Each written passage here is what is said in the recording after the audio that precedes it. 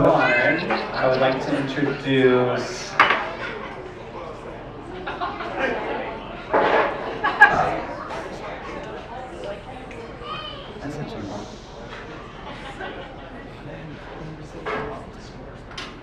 it's an SOS. What is it? Oh, it looks like this is a note from the artist. Holy shit, he'll showed up. Thank you. What a fucking nightmare. Please don't distract me on stage. I have no idea what I'm doing.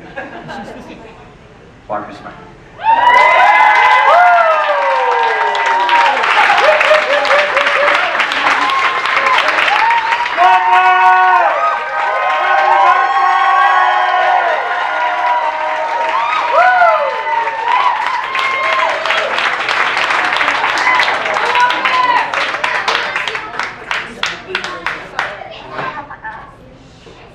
The worst part about being mentally ill is how much I have to exercise. But the gym locker room is like a free pass to watch people brush their hair. It's an inspiration, you know? See how they floss. Watch how they soak themselves in the shower. The only other place you get to do things like that, but without having to buy binoculars and climb a tree, is the public library. If anyone does strike up a conversation with you, it gets interesting real quick. Here's why. Only two types of people talk to strangers in the locker room. Drunks and people who recently experienced tremendous loss. I remember one time a guy asked me if I'd seen his fanny pack. When I told him no, he was like,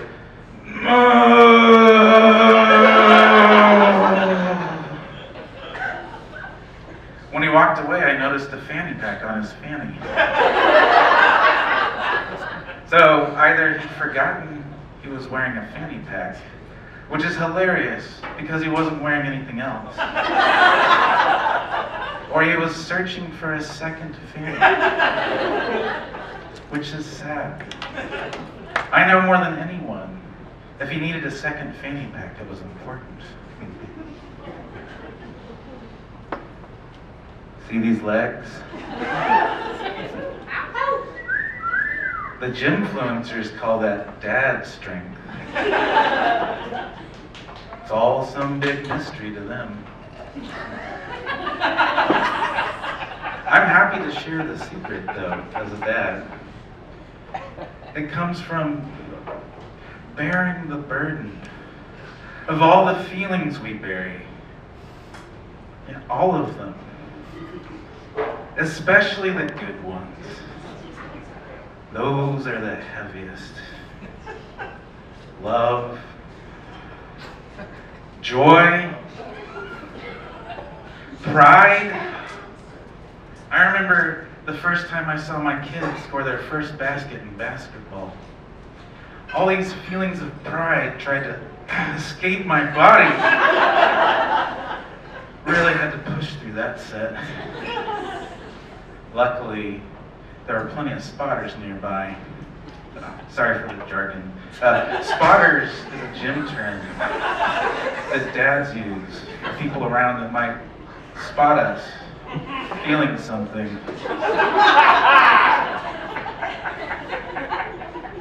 My kids struggled after that basket. Dad, it felt weird to feel happy where people might see me.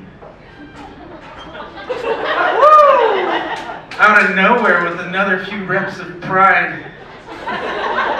Kids should be a trainer, always pushing me past my limits. That's right. Hold back all that joy, and one day you'll be strong like me. It doesn't matter how strong I get. I'm still trash. Does anyone else feel unattractive? Woo! This helps, okay? No matter who you are, no matter what you look like, someone somewhere out there, at least once, has pictured you while on the precipice of orgasm. Might have been an accident. Maybe it spoiled the mood. Could be they were trying not to come. Either way, though, someone has thought about you naked. My mom gave me that tip. It was the closest we ever got to the sex talk. Until after I got someone pregnant in college. Luckily, everyone in high school thought I was gay. Hell yeah.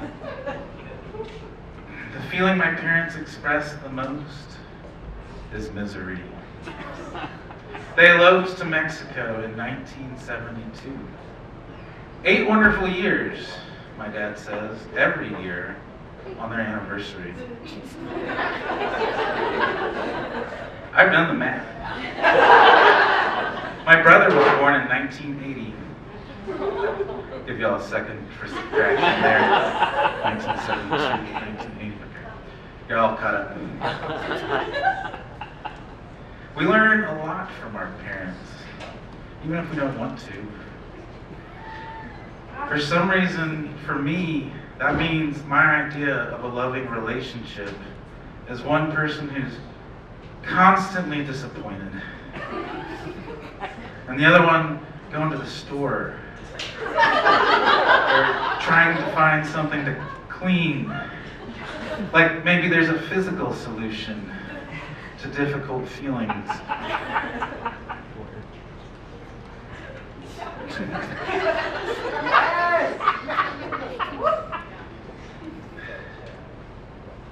You know, I've never even seen my parents kiss. They're still married, just, you know, they still don't. Through my own research into the subject, I've discovered they probably had sex twice. Because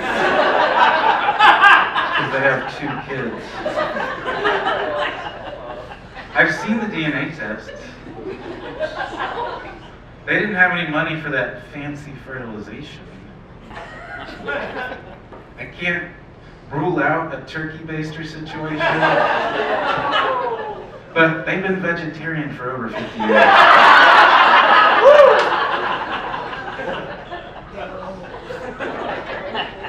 One time, my dad told me he's only felt true joy 3 times. Fucking weak. The first time was when your brother was born. The second time was when you scored your first goal in soccer. Oh no. And the third time was when I got the highest grade in my law school. How's that make you feel, my mom asked? How's that make you feel that all your brother had to do was be born? But you had to score a goal. She should know what it's like to have such low self-esteem. How's that make me feel, Mom? I'm thrilled. I made the list.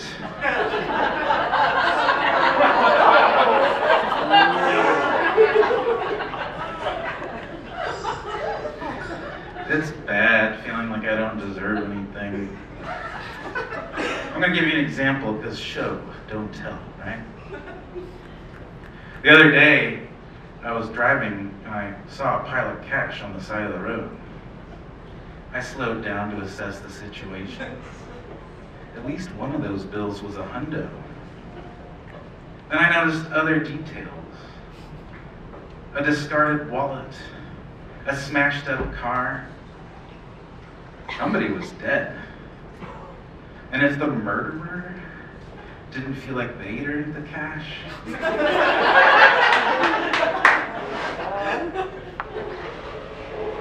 maybe Yeah, the worst part of being mentally ill is the panic attacks.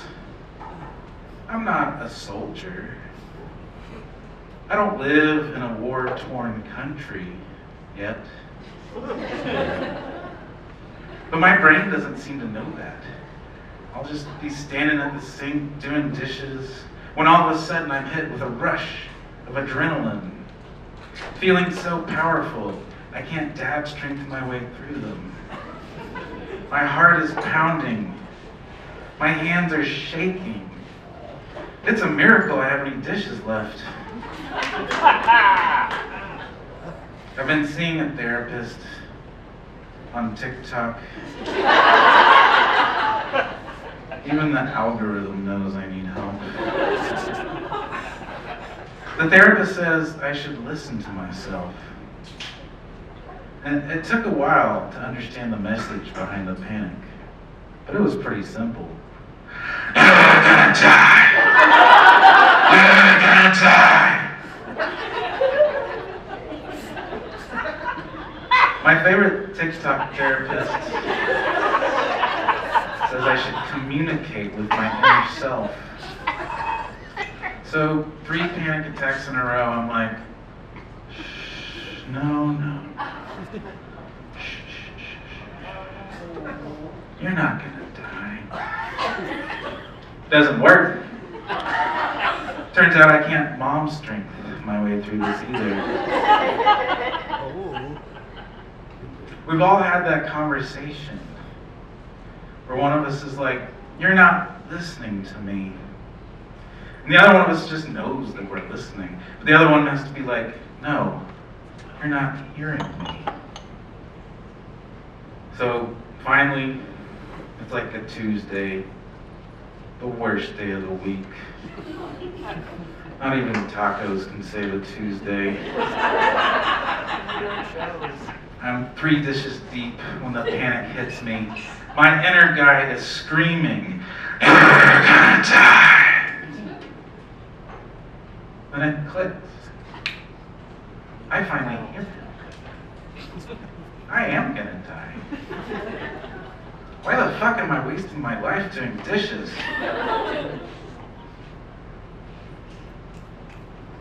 think I earned this. Take a peek. Dead leg!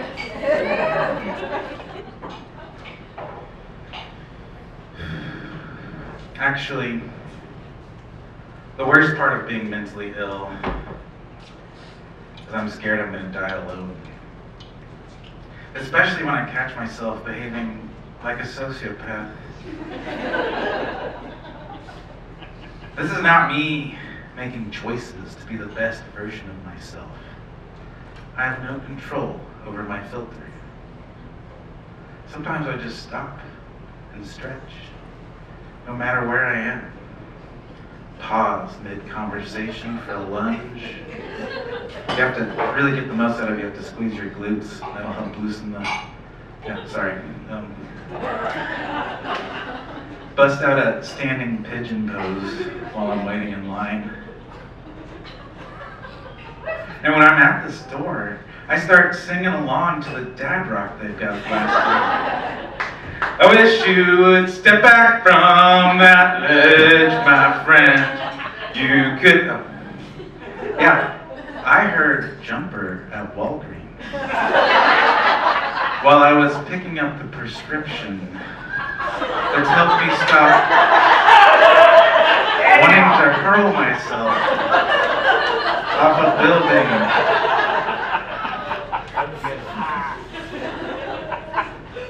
My biggest red flag? I've stopped using covers. No blankets. No sheets. Just 3 pillows placed with precision from head to toe. And if you do not want to... I'm sorry. Once I get going with that one, I can't stop.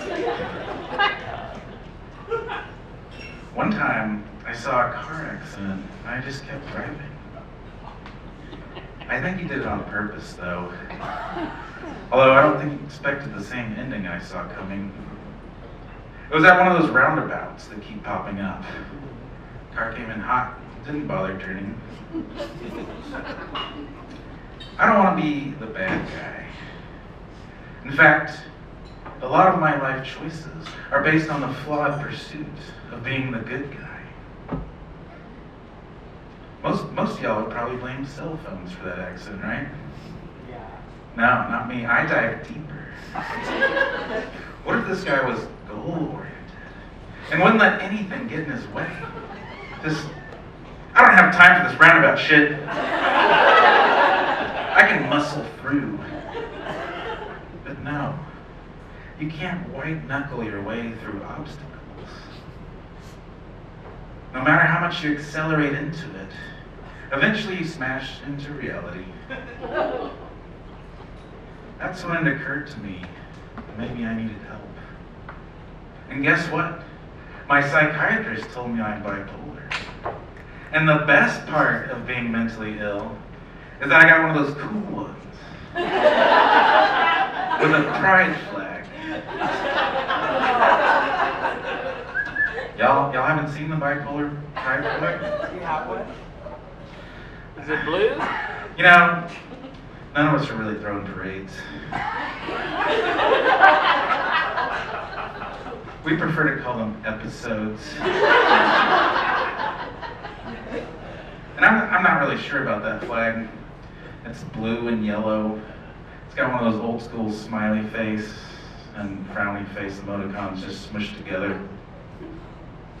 Now I can almost forgive the reductiveness of breaking down mood swings into 2 emojis. But where they lost me is the color scheme. Bipolar should be a red flag. And if you're not sure why, you can ask anyone who's had to deal with me at my worst or my best. That's right. The bi part means I can be awful on any part of the spectrum. I could probably tell y'all anything about bipolar, and you'd believe me. We don't got those cool influencers like ADHD or anxiety or borderline, but I'm here to change that. I have bipolar too, which means I get to hang out on the frowny face side of the emoji spectrum. Bipolar can be a deadly disease. How can you die from a mental illness, you ask? Well, if the cops don't kill you mid-episode because you're white, you could kill yourself. Luckily, I had a kid in college. I can't kill myself, no way. Not doing it. But if I did stupid stuff and just happened to die,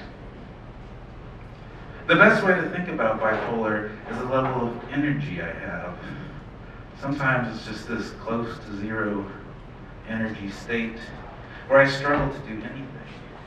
But sometimes I have so much energy radiating out of me.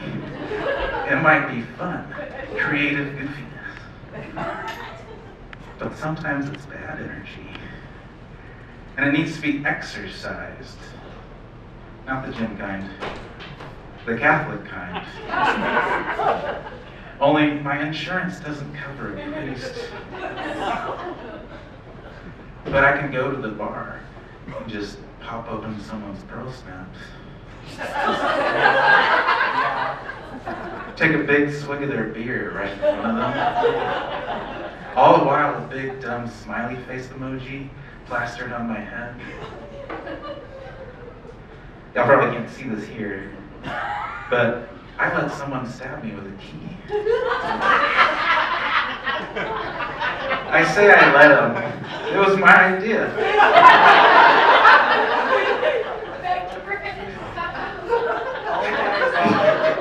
He wasn't looking for someone to stab.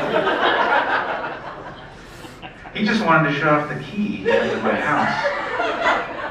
He was dating my roommate at the time. And I said, new keys are so sharp. You could probably stab me with it. He didn't jump at the chance to prove me wrong. I had to encourage it a little. And that new key pressed through my flesh like a grapefruit spoon through an orange peel.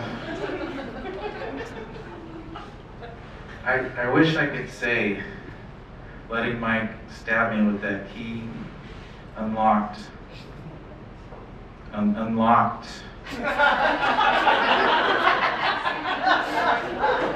a crucial realization about my mental health. But that was when I still had energy drink beers. The closest humanity has ever come to a cure for feelings. Thankfully, that was before I had a kid. And now I have to keep on living and do the best job possible at it. For a long time, I thought that meant kind of trying to fit myself into the picture of what a dad looks like a costume I had to wear. Y'all see my little dad shoes? And this rockin' dad shirt? I spent all my energy on other people, so long as it didn't let the real me escape the pouch he's buried in. But I only want the bad parts to disappear. I've heard people say that after they turn 50, they feel invisible. I haven't made that far yet, but I've felt a touch of invisibility ever since they started using automatic faucets in bathrooms. I'll just be strutting my best stuff.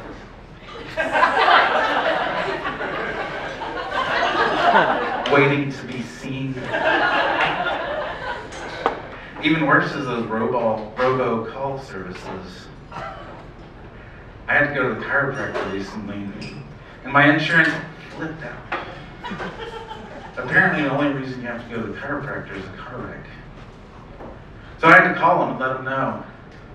My back hurt because I slept with the wrong pillow between my legs. I need a soft, limp pillow that goes from thigh to ankle so nothing bony rubs together and everything stays a little spread. When the robot answered my call, it immediately started interrogating me. Have you been in a car accident?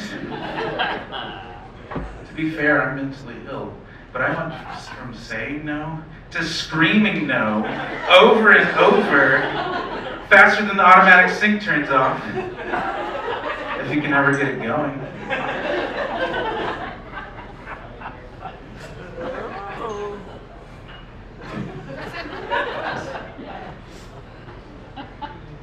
Actually, the worst part of being mentally ill is I'm scared of what it'll do to my kids. We put a lot of pressure on kids from an early age. I asked my kid what they wanted to be when they grow up. But without skipping a beat, they said, ninja ballerina. And it's so cute to think of that Halloween costume, ninja ballerina. Gracefully slipping in out of the shadows, saying trick or treat with a curtsy and blood on their little hands. But it's a great plan. Assassins make a living wage. Plenty of CEOs looking to hire you before those whistleblowers can testify. And anytime a country in the global south wants to elect a leftist leader, CIA is funding your next vacation. My kid also said they wanted to be a teacher, but with climate change, ninja ballerina is way more practical. It's also delightfully genderqueer. And we have to support our kids, let them choose their pronouns, use whatever name they want us to use, protect them from political violence. But today's about me.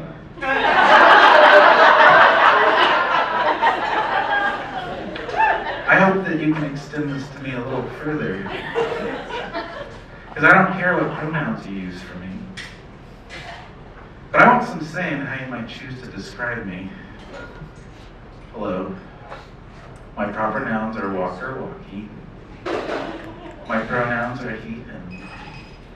But my adjectives are sturdy, supportive, anxious, attractive, handsome, and hilarious. While we're on the subject, I prefer to be the subject of most sentences. But if you're going to make me into an object, make it worth everyone's time. That's all the marriage jokes I've got. Like it or not, as soon as you start dressing your kids, society starts shoving the gender stuff down their throat. Not just the gender roles, like you're either a ninja or a ballerina. They start sexualizing them. Telling little girls they're going to break a lot of boys' hearts. Telling the boys to shut up. Stop crying. Man up. Meanwhile, get the little girls to tell us what's wrong, so we can console them. And when they feel better, we ask them to show us their pretty smile. Or start calling them bitches if they don't. Damn. That was the hardest part of being a preschool teacher.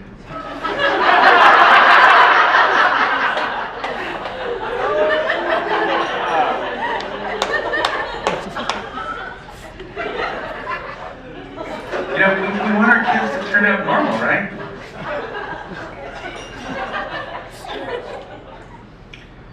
But if they don't accept the label we've given them, people have stupid questions. Like, what kind of genitals are you rocking? Or if they see a same-sex couple, which one's the man and which one's the lady? Y'all probably don't know what that means, but I can translate. What they mean is, which one's afraid of spiders? Which one's afraid of acknowledging their feelings? Who's going to remember all the birthdays and make sure everyone in their life feels seen and loved? Who's going to go to the store for ice?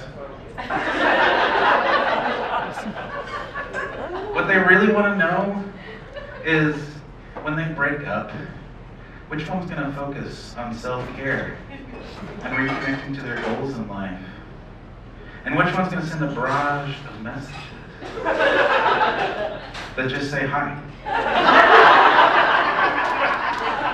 No caps, no punctuation, just hi. Have you ever sent that message? You should be ashamed. If all you can muster after years of not talking to someone is 2 letters, that's probably why you're single.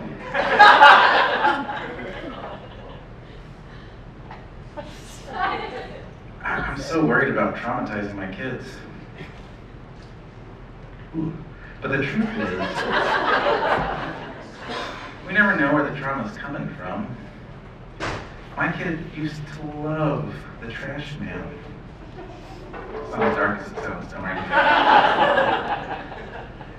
They even wrote a song about it. Trash man, trash man.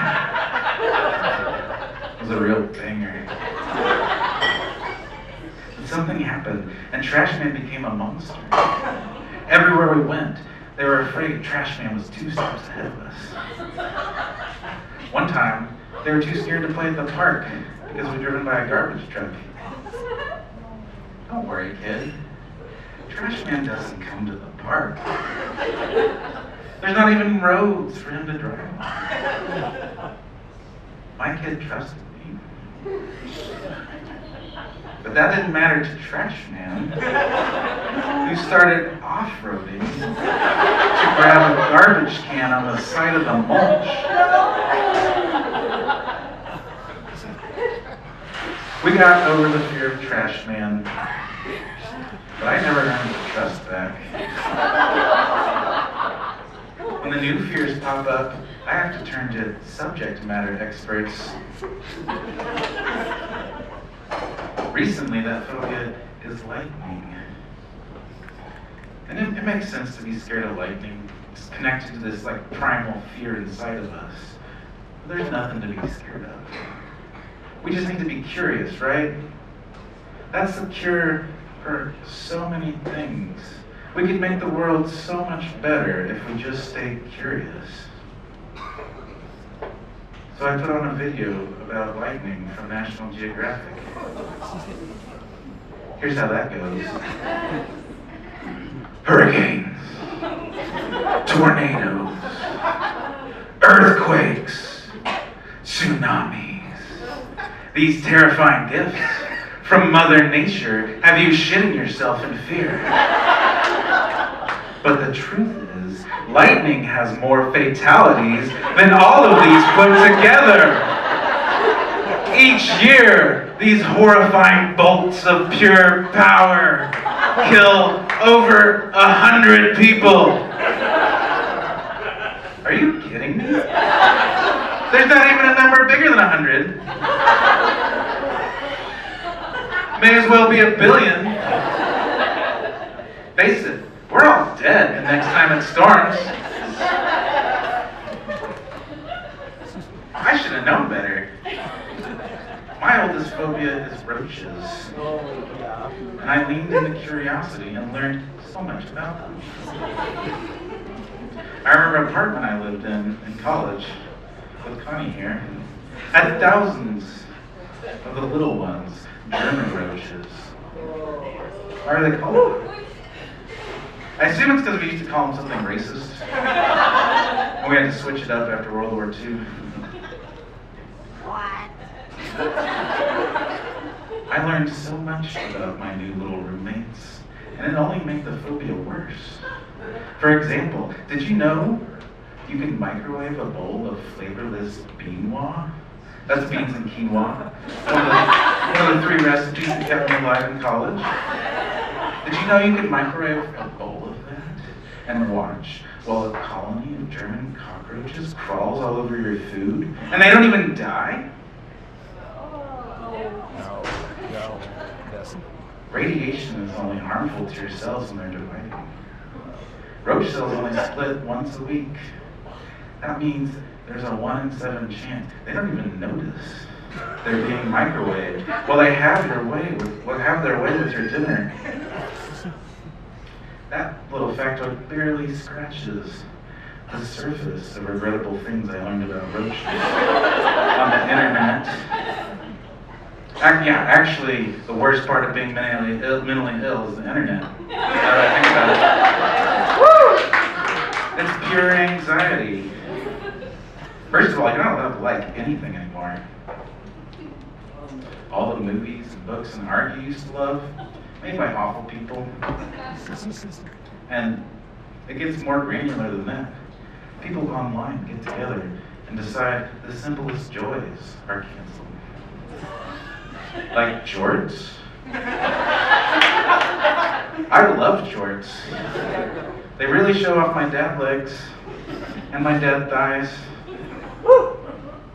Or the word moist. I can't get on board with that. You know, some things are just moist. Like me. Or maybe you are, if you think you're not allowed to wear jorts. Moist is so gross. Fine, y'all can keep your damn cake. And you can choke on your tears while you try to wipe your snot away with a soggy towelette. And you better hope you don't get dry skin in the winter. The only good alternative to moisturizer is lubricant. Once you're slathered up in that, You better watch your step. You might wind up elbow deep into the nearest crevice.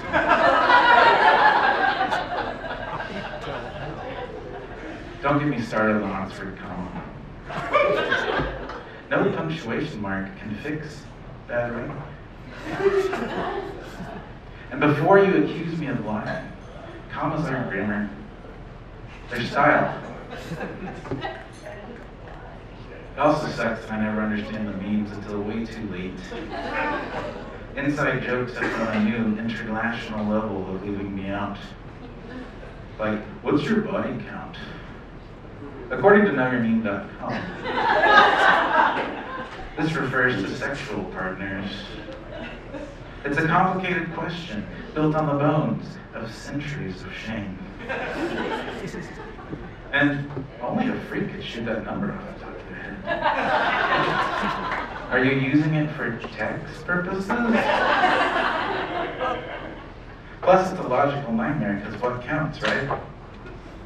P and V has been the traditional answer, and it's offered a wonderful loophole for many people who are saving it for marriage. That might be why some Christians hate gay people.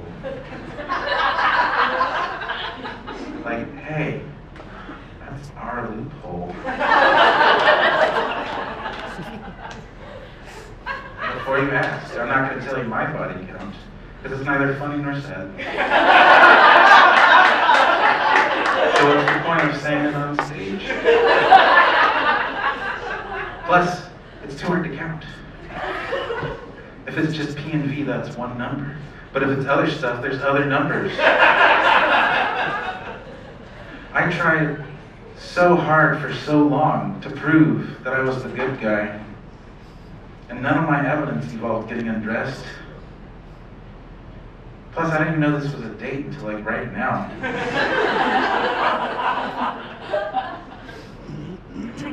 Instagram recently asked me to take a survey. It was filled with questions about how offended I am by the content, whether or not anyone's tried to sell me an exotic animal. Right now, I'm offended no one tried to sell me a giraffe. At the end of the question, at the end of the survey, it asked the saddest question a company has ever asked on a survey. Has Instagram helped you feel closer to anyone in the past 7 days? Instagram's crowning achievement has been the way we look at vacation slideshows. They used to be a big joke. Now, when we see a vacation slideshow, we're the joke. Social media hasn't made me feel closer to anyone in the past 7 years. Its only purpose seems to be highlighting the divides growing between us, like crew socks versus ankle socks, skinny jeans versus mom jeans, side parts versus middle parts. Lately, the divide has been personal, seeing how far I let my friends drift away, now that I don't accept any of their invitations. And that's when the depression snatches you back up. If for some reason you admit to anyone that you feel depressed, no one knows what to do with you. But they've been on social media enough to know to suggest exercise. I already spend so much time in the gym to get to this tenuous level of stability. But it does help. Exercise does help. And it's kind of like, I'm so sorry. That wasn't very gentlemanly of me. Do I have your consent to bring you into a metaphor? I didn't hear an enthusiastic yes. Okay. So depression, when it's at its worst, is like you let your house become a wreck. There's tomato sauce on the walls, even though you can't remember the last time you had spaghetti. Your bathroom is no longer suitable for human use. luckily, you've become subhuman. Now your depression has you right where it wants you. You can't invite anyone over into this mess. And actually, it's better if you just stay home, in case anyone sees what's going on in there. Depression wants to isolate you. And this isn't the fun, positive kind of isolation where you can harness mindfulness to explore the thoughts behind your worst inclinations. It's the kind of isolation where you can't stand to be by yourself, but you can't spend time with the people who love you most, because they'll probably notice the piles of metaphorical shit you've let stack up. For some reason, this feels like the perfect time to send some messages and just say hi. Or you can explore new relationships, harvest some fresh resilience when you're feeling tender. No, what you should do is clean. But where do you start? Say you hit the treadmill for 30 minutes. That's kind of like sweeping your living room. Not the kind of sweeping your grandma expected. This is more like getting some of the dirt and cat hair that's easy to see while ignoring the dirty socks and library books. You could lift some weights. That's kind of like tackling that pile of dirty dishes. Good for you, you can see your sink. But will you remember to unload the dishwasher later? Anyway, thanks for reminding me to exercise. Or do yoga. My favorite part of yoga is at the end. Corpse pose. You just get to lay there. For a little bit, you have permission to let go. No matter how much debt you're in. No matter how many stupid mistakes you made. No matter how many people you've pissed off. One day you'll be dead. Finally, no one can expect anything from you. I also love it when they say things like, take up as much space as you need. Yeah. Finally, I can say, no, I'm not manspreading. I can't hold my knees together because I went 3 decades without stretching. Ooh, sorry. Speaking of which,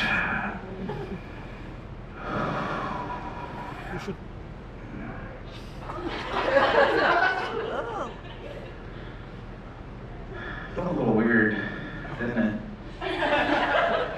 When I asked your consent for the metaphor, y'all know I'm a creator, a content maker. This particular art form is about having you on my side. I've used some tricks to do this. Like making up all those jokes about my parents. It's not my finest moment. But I didn't do anything evil. Villains never ask consent before bringing you into a metaphor. They'll just show up whenever it's least convenient and start monologuing. It's their version of trying to get the audience on their side. They'll take some dumb fact they read off Wikipedia and ham-fist it into an analogy. Show you they're not two-dimensional. They have motives. They get sucked into wiki holes too. Scientists have long struggled to understand the alien intelligence of octopi. Did you know they dream? If you watch them sleep, creepy, you can see their skin change color and texture in response to imagined stimuli. And to dream is truly the American way. But society will never accept these creatures for what they are. Beautiful, intelligent hunters who love to play as much as your silly kittens do. They like puzzles, it's true. If you would just explain the rules, I'm sure they'd be better at Sudoku than you. So there's a lot of accidental monologue, like rhyming. There's a lot of accidental rhyming in monologues.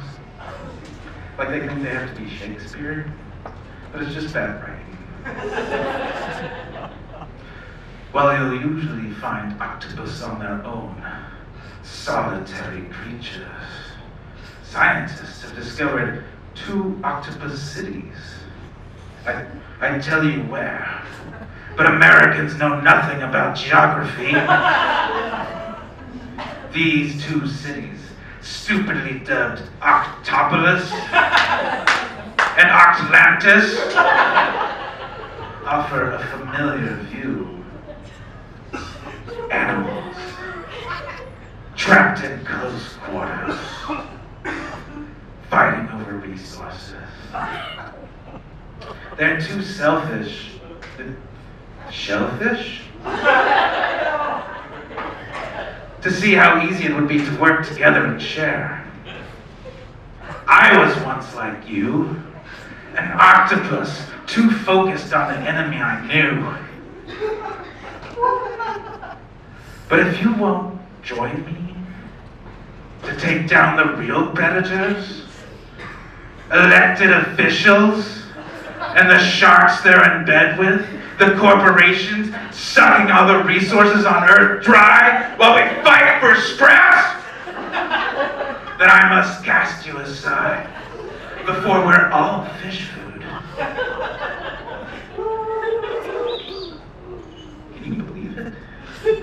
Even after all that, the good guy, he's a cop or something, right? Hollywood is pure propaganda. I mean, this guy chose one of the 4 jobs kindergartners know about. Can you believe? Oh, sorry, there's teacher, firefighter, cop, an astronaut. This guy found his calling before he could even tie his shoes. His only motivation is good guy. Or maybe, save girl. Can you believe this one-dimensional cop who's not even a little curious about me or octopi tries to kill me? For the first time in my life, I'm not ready to die. Why else would I spend so much time doing dishes?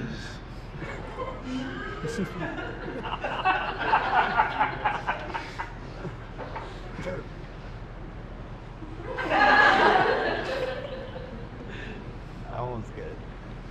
I think I figured it out. For real. The worst part. I spent so much time and energy being nasty to myself. Not because I wanted to. It was the only way I knew how to be the good guy. There's this idea about artists. They have to be tortured, right? To make the most beautiful things. I've tortured myself for years. This is the best I can come up with. But imagine Van Gogh on a moon stabilizer. What came next if he hadn't shot himself in the chest? Nina Simone, the voice of a generation, stopped making music for decades because of bipolar. And had Virginia Woolf walk into a river with a pocket full of stones. She left her husband a note. I know I'm spoiling your life. That without me you could work. Kurt Cobain's bipolar disorder robbed us of more nirvana because he couldn't climb his way out of depression long enough to exercise. His note: I'm too much of an erratic, moody baby. Please keep going, Courtney. For Frances. For her life. Which would be so much happier without me. I don't recommend reading the last words of great artists we lost to this disease, especially if you relate to them so much.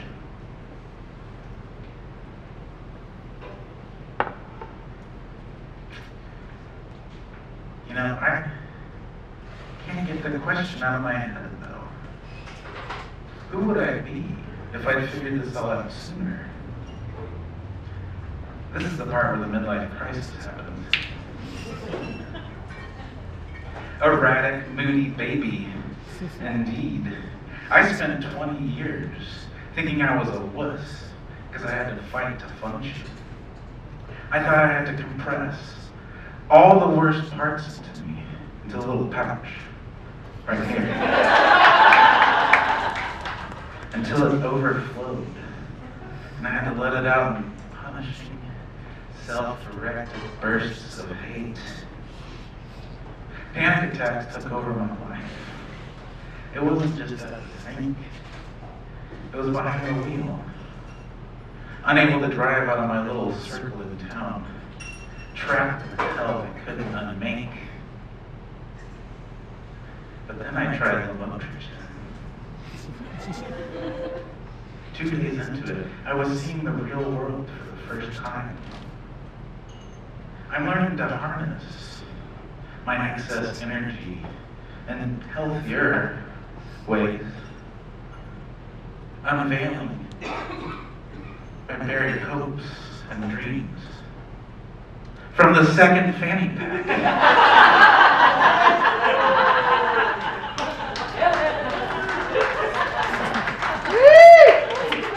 I kept it safe, just in case I ever deserved anything better. I'm so close to meeting the best parts of myself. Now, I can slog through depression with a new lens. One that doesn't default into giving up.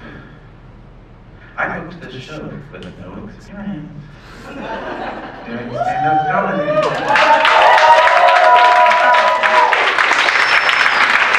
I made it through my mood swings to be here.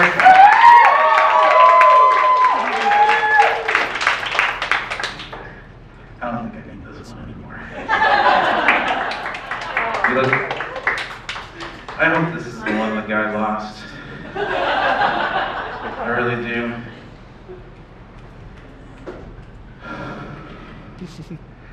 Now I have to keep going. Not just for my family, but for you, my friends, and my adoring fans. All of this media about ordinary white boys with outsized destinies has helped me realize I might be more special than any of us could imagine. Yes! And either I'm up here killing it, or y'all are a bunch of liars, feeding my delusions of grandeur. We're not that good. How many of y'all wanted to be an astronaut when you were little? Yeah, I'm not seeing as many hands as I thought. It was one of 4 jobs, y'all. Really? Just a few? Okay. Guess y'all are a bunch of liars after all. I always knew I was too scared to be an astronaut.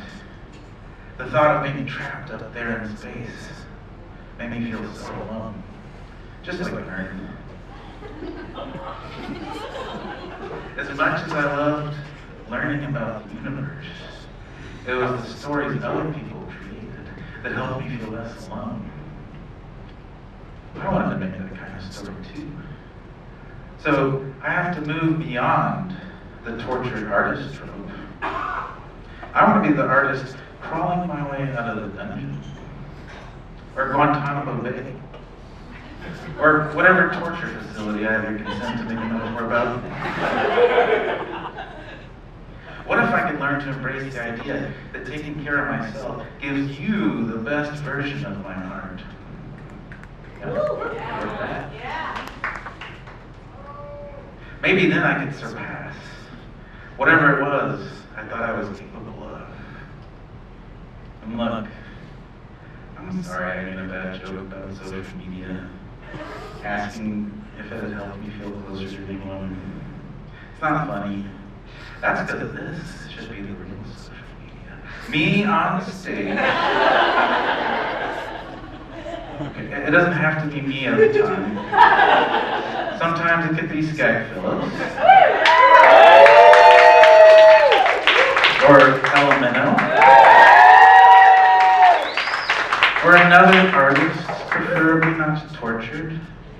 And we can see the audience before our eyes. I can watch the hearts and likes flooding out of my beautiful followers.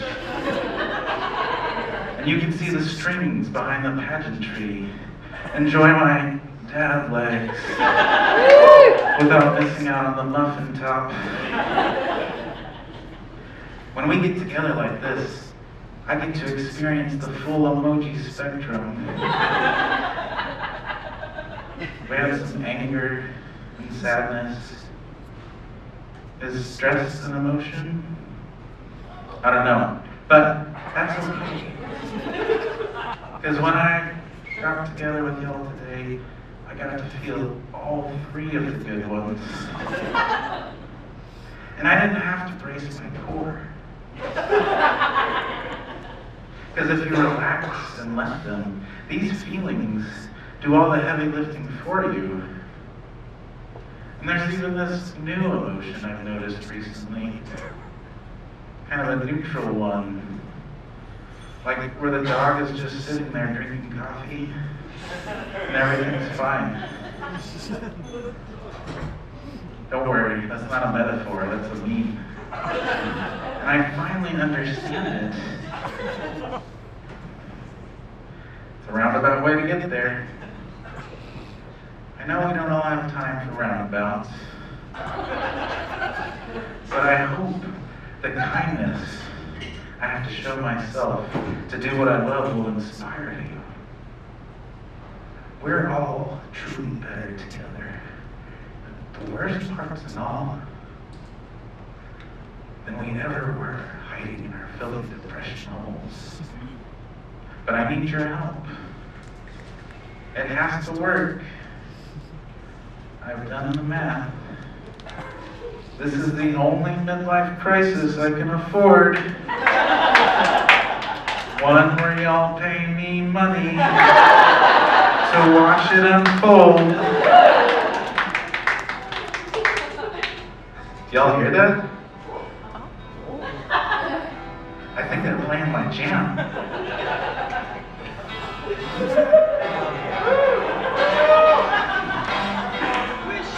Step back from that ledge, my friend.